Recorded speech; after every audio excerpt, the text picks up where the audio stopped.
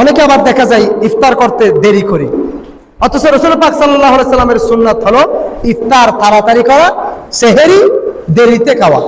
ইফতার তাড়াতাড়ি মানে এমন নয় সূর্য থেকে যাওয়া অবস্থায় ইফতার করা, এরকম না।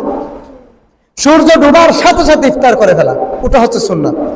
আর সেহরি যত ভোর রাতে, অর্থাৎ যত দেরিতে খাওয়া যায়, 2টা 3টা 2টার দিকে খেয়ে বসে থাকে, অনেকে 1টার দিকে খেয়ে বসে থাকে, ওটা সুন্নাত পদ্ধতি নয়।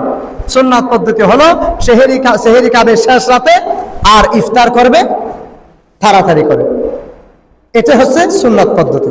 তো আমরা অনেকে না জানার কারণে কি করি, ইফতারের এলান হয়েছে তাতে কি হয়েছে, আমরা আরেকটু পরে করে করি।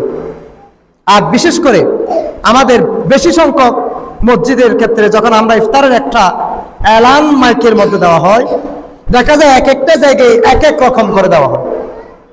কিন্তু আমাদের উচিত সব জায়গায় একই সিস্টেম করে ইফতারের এলানটা দেওয়া, কারণ এক এক সময় এক এক জায়গায় যখন এক এক রকম হয়ে যায় তখন মানুষগুলো বিভ্রান্তির মধ্যে পড়ে যায়।